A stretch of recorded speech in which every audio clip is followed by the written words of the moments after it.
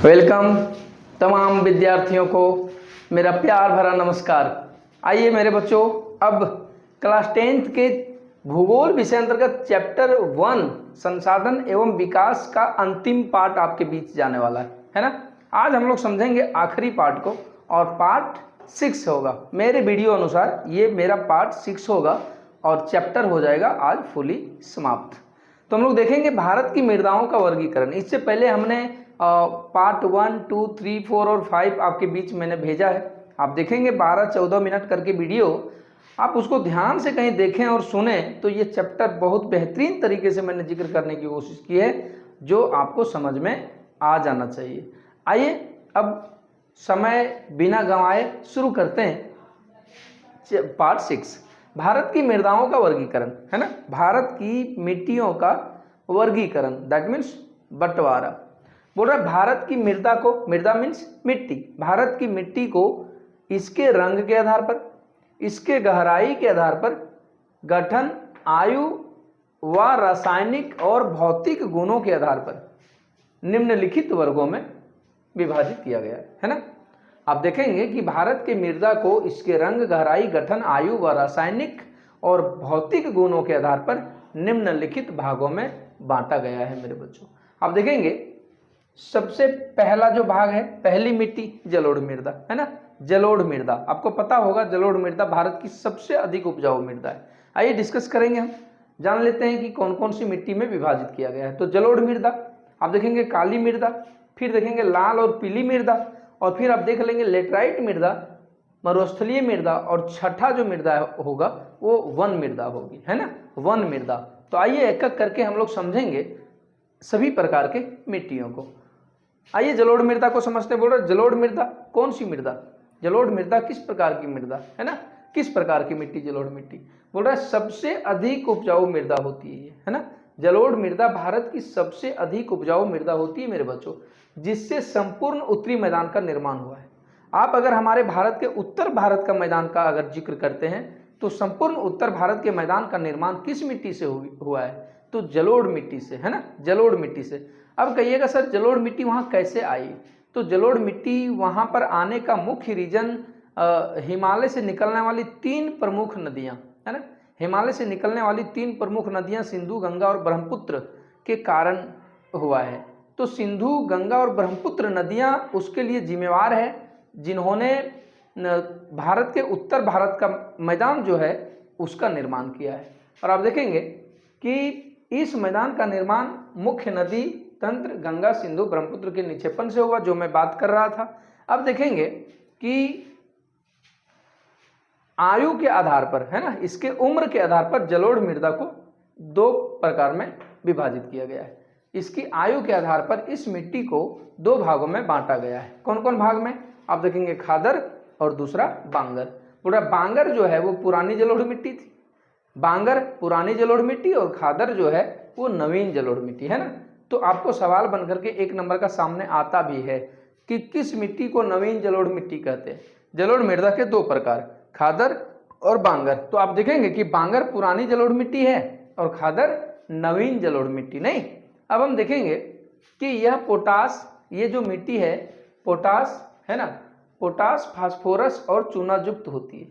जलोढ़ मिट्टी जो होती है इसमें अधिकांश कौन कौन तत्व पाए जाते हैं, तो पोटास अधिक मात्रा में, फास्फोरस अधिक मात्रा में, चूना युक्त मिट्टी होती है। और आप देखेंगे कि खेती के लिए बड़ा उपयुक्त मिट्टी होती है ये, है ना, खेती के लिए बड़ा उपयुक्त मिट्टी होती है। तो आइए कहानी हम लोग अभी पढ़ लिए जलोढ़ मृदा की। अब हम लोग दूसरी मृदा को पढ़ेंगे जो होगी काली मृदा। कौन सी मृदा होगी, काली मृदा होगी। तो काली मृदा कहने से ही पता चल रहा है कि काली मृदा मतलब इसका रंग निश्चित रूप से काला होगा, है ना। तो निश्चित रूप से इस मिट्टी का रंग काला होता है, जिसे रेगर मृदा भी कहा जाता है। जिसे क्या कहा जाता है, रेगर मृदा भी कहा जाता है। तो ध्यान दिया होगा आपने कि काली मिट्टी किस फसल के लिए उपयुक्त होती है। सवाल पूछता है कि काली मिट्टी कौन सी फसल के लिए अधिक उपयुक्त मिट्टी होती है, तो कपास की फसल के लिए। किस फसल के लिए, कपास के फसल के लिए सबसे अधिक उपयुक्त मिट्टी अगर कोई होती है तो काली मिट्टी होती है। इसलिए अगर इस मृदा को काली कपासी मृदा भी कह दिया जाए तो गलत नहीं होगा मेरे बच्चों। इसलिए इस मृदा को काली कपासी मृदा भी कहा जाता है ना। अब हम देखेंगे कि भारत में ये कहाँ कहाँ पाई जाती है, भारत में ये मिट्टी कहाँ कहाँ पाई जाती है। तो भारत में ये जो मिट्टी पाई जाती है ना, आप देखेंगे महाराष्ट्र, खास करके सौराष्ट्र, गुजरात, है ना, सौराष्ट्र को ही गुजरात बोला जाता है, मालवा का पठार, मध्य प्रदेश, छत्तीसगढ़ के पठारी भाग में आप देखेंगे इस प्रकार की मिट्टी हमारे देश में अधिकांश पाई जाती है ना, बहुत अधिक मात्रा में पाई जाती है। अब देखेंगे इसमें नमी धारण करने की क्षमता बहुत अधिक होती है, इस मिट्टी में नमी धारण करने की जो क्षमता होती है बहुत अधिक, है ना, बहुत अधिक। इसमें कैल्शियम कार्बोनेट, मैग्नीशियम, पोटास और चूने जैसे पदार्थ मिले हुए होते हैं। इस मिट्टी में आप देखेंगे कि कौन कौन से तत्व होते हैं, तो कैल्शियम कार्बोनेट, मैग्नीशियम, पोटास, चूने जैसे तत्व मिले होते हैं। और आप देखेंगे कि गर्म और शुष्क मौसम में गहरी दरारें पड़ जाती है, इस मिट्टी में गर्म और शुष्क मौसम में गहरी दरारें पड़ जाती है। नहीं, अब हम बात करेंगे लाल और पीली मृदा का। अब हम किसका जिक्र करेंगे, लाल और पीली मृदा का। आइए हम लोग देखेंगे लाल और पीली मृदा किस प्रकार की मृदा होती है ना। तो बोला ये मृदा जो होती है दक्कन पठार के पूर्वी और दक्षिणी भाग में, है ना, दक्षिणी भाग में रवेदार आग्नेय चट्टानों पर कम वर्षा वाले भागों में पाई जाती है, कम वर्षा वाले भागों में पाई जाती है। देखेंगे लौह धातु के कारण इसका रंग लाल और पीला होता है। बोल रहा है कि लाल और पीली मृदा कहाँ पाई जाती है, तो दक्कन का पठारी क्षेत्र के पूर्वी और दक्षिणी भाग में, दक्कन का पठारी क्षेत्र के पूर्वी और दक्षिणी भाग में रवेदार आग्नेय चट्टानों पर जहाँ कम बारिश होती है ना, जहाँ कम पानी गिरता है, वहां पर इस प्रकार की मिट्टी अधिकांश मात्रा में पाई जाती है। आप देखेंगे इस मिट्टी का रंग लाल क्यों होता है भाई, इस मिट्टी का रंग लाल जो होता है वो लौह धातु के कारण होता है मेरे बच्चों। किस धातु के कारण, लौह धातु के कारण होता है। और आप देखेंगे कि यह मृदा उड़ीसा, छत्तीसगढ़, मुख्य रूप से भारत में ये मिट्टी कहाँ पाई जाती है, तो आप उड़ीसा चल जाइए, छत्तीसगढ़ जाइए, मध्य गंगा के मैदान के दक्षिणी और पश्चिमी घाट में के क्षेत्रों में पाई जाती है ना। तो भारत में लाल और पीली मृदा ये फलना जगह में पाई जाती है। अब देखेंगे इसके बाद हम लोग जो बात करेंगे बड़ा इंपॉर्टेंट मृदा, और चौथी मृदा आप देखेंगे लेटराइट मृदा ना। कौन सी मृदा, लेटराइट मृदा। तो लेटराइट मृदा थोड़ा यह ग्रीक भाषा के शब्द लेटर से बना, किससे बना हुआ है, ग्रीक भाषा का शब्द है ना लेटर, यूनानी भाषा के शब्द लेटर से बना, जिसका मतलब होता है ईंट। क्या होता है मेरे बच्चों, जिसका मतलब ईंट होता है। नहीं, ईंट आपने देखा होगा, एक ईंट बिछा करके और दीवार बनाया जाता है और बड़ा बिल्डिंग घर तैयार किया जाता है मेरे बच्चों।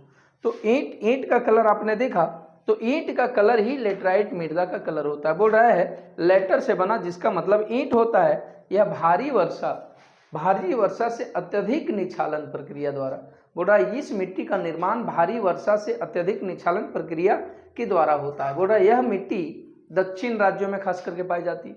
भारत के दक्षिणी जो राज्य है, महाराष्ट्र के पश्चिम घाट क्षेत्र, बोल रहा है उड़ीसा और पश्चिम बंगाल के भागों में पाई जाती है। तो लेटराइट मृदा भारत के इन जगहों में पाई जाती है। आप देखेंगे कि मृदा संरक्षण की उचित तकनीक अपना करके हमारे कहाँ पर, हमारे केरल और कर्नाटक राज्यों में चाय और कॉफ़ी भी उगाई जा रही है। मृदा संरक्षण का उचित तकनीक अपना करके हमारे केरल और कर्नाटक राज्यों में चाय और कॉफ़ी बहुत अधिक मात्रा में उगाई जाती है। आपको पता होगा, है ना, आपको पता होगा कि सबसे अधिक चाय का उत्पादन कहाँ होता है। सबसे अधिक चाय का उत्पादन अगर होता है तो भाई हमारे देश के असम में होता है। कहाँ होता है, असम में होता है। तो हम यहाँ बात कर रहे थे केरल और कर्नाटक का भी, है ना। मरुस्थलीय मृदा, अब हम लोग जो पढ़ेंगे इसके बाद की जो मिट्टी होगी वो होगी मरुस्थलीय मृदा होगी। तो कहने मात्र से आपको पता चल रहा होगा कि मरुस्थलीय मृदा क्या होती है। मरुस्थलीय मृदा दैट मीन्स जिसमें बालू का अंश ज्यादा हो, है ना, बलुई मिट्टी। तो मरुस्थलीय मृदा मतलब इस मिट्टी का रंग लाल और भूरा होता है। बोल रहा है इस मिट्टी का रंग जो होता है वो लाल और भूरा होता है। बोल रहा है ये आमतौर पर रेतीली और लवणीय होती। इस प्रकार की मिट्टी जो होती है ना मेरे बच्चों, वो आमतौर पर रेतीली तो होती है, मैंने बोला बालूयुक्त मिट्टी, और फिर लवणीय भी होती है। क्या होती है, लवणीय होती है, नमक युक्त होती है। बोल रहा है इसमें मृदा की परत के नीचे, इसमें मिट्टी के परत के नीचे क्या होता है, कैल्शियम की मात्रा बढ़ती चली जाती है। और जब मृदा के नीचे वाले परत में कैल्शियम की मात्रा बढ़ते चली जाती है तो आप देखेंगे कि नीचे की परतों में चूने कंकड़ की सतह पाई जाती है। इसके ठीक नीचे के सतह में चूने कंकड़ पाई जाती है और इसके कारण मृदा में जल अंतः संयंदन अवरुद्ध हो जाता है। जल अंतः संयंदन अवरुद्ध हो जाता है, दैट मीन्स पानी सोखने की क्षमता, जल सोखने की क्षमता समाप्त हो जाती है, जिसके कारण जल रिस करके अंदर नहीं जा पाता है। देखेंगे तो पश्चिमी राजस्थान इससे काफी प्रभावित है ना। पश्चिमी राजस्थान का जो एरिया है वो बहुत ज्यादा प्रभावित है इससे। तो अब हम बात करेंगे वन मृदा का। किसका बात करेंगे मेरे बच्चों? वन मृदा का, है ना। वन मृदा, जो आखिरी मृदा का हम लोग जिक्र करने जा रहे हैं, बोल रहा है ये आमतौर पर पहाड़ी और पर्वतीय क्षेत्रों में पाई जाती है। और वन मृदा जो होती है वो कहाँ पाई जाती है? मुख्य रूप से पहाड़ी और पर्वतीय क्षेत्र में पाई जाती है। बोल रहा है जहाँ पर्याप्त वर्षावन अवेलेबल होता है, यहाँ पर पर्याप्त वर्षावन अवेलेबल होता है। बोल रहा है कि नदी घाटियों में यह मृदा दोमट और सिल्टदार होती है। क्या बोल रहा है? कि नदी घाटियों में ये मृदा जो होती है ना, दोमट और सिल्टदार होती है। बोल रहा है अब हम बात करेंगे मृदा अपरदन और संरक्षण का। तो हमें उम्मीद है आपको मृदा का वर्गीकरण समझ में आ गया होगा मेरे बच्चों। बड़ा बेहतरीन तरीके से मैंने मृदा का वर्गीकरण बताया। और अब हम लोग देखेंगे मृदा अपरदन और संरक्षण। मृदा अपरदन और संरक्षण की कहानी। मृदा अपरदन क्या होता है? आइए सबसे पहले हम लोग मृदा अपरदन समझेंगे। मृदा अपरदन किसे कहते हैं? तो आपको पता होगा जब प्राकृतिक कारक जल और हवा के द्वारा, जब प्राकृतिक कारक जल और हवा के द्वारा मिट्टी का कटाव होता है। क्या?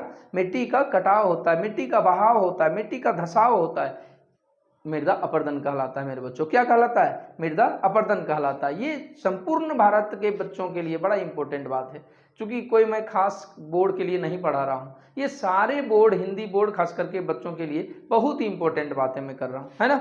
तो आप देखेंगे कि जब प्राकृतिक कारक जल और हवा के प्रभाव में आकर मिट्टी का कटाव होता है ना मेरे बच्चों, तो उसे मृदा अपरदन कहा जाता है। यहाँ देखिए स्पष्ट लिखा कि मृदा के बहाव और कटाव की प्रक्रिया, मृदा के बहाव और कटाव की प्रक्रिया मृदा अपरदन कहलाता है। बोला मृदा बनने और अपरदन होने की क्रिया साथ साथ चलती है।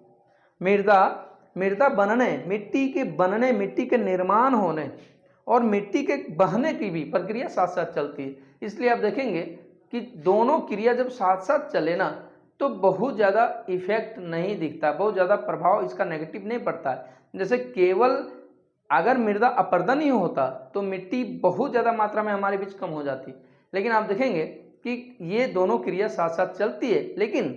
लेकिन हमारे देश में क्या हुआ? हमारे देश में कुछ मानवीय क्रियाओं ने क्या किया? इस संतुलन को भंग कर दिया। इस संतुलन को भंग कर दिया कैसे?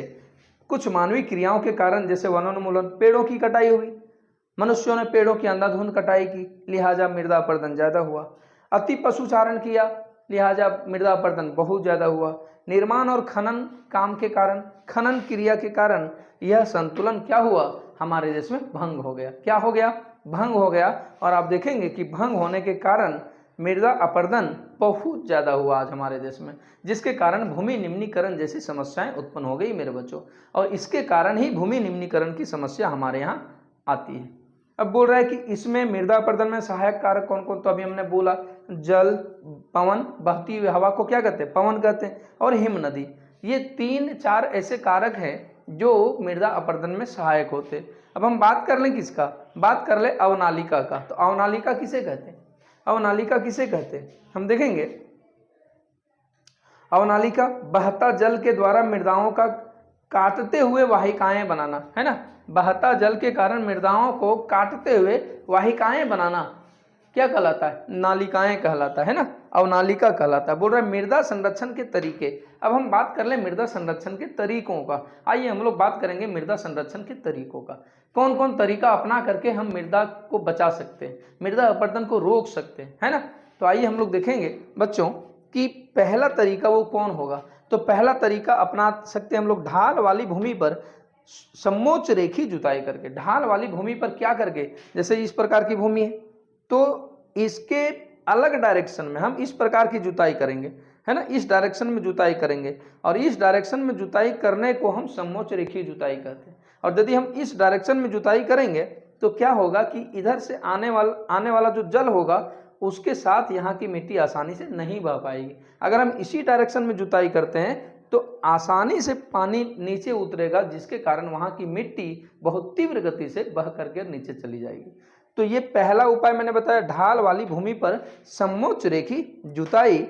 दूसरा सोपानी कृषि करके, सोपानी कृषि मतलब सीढ़ीदार खेती है ना, सीढ़ीदार खेती करके हम सीढ़ीदार खेती करके ये काम कर सकते हैं। बोल रहा है तीसरा पट्टी कृषि करके। पट्टी कृषि क्या होता है?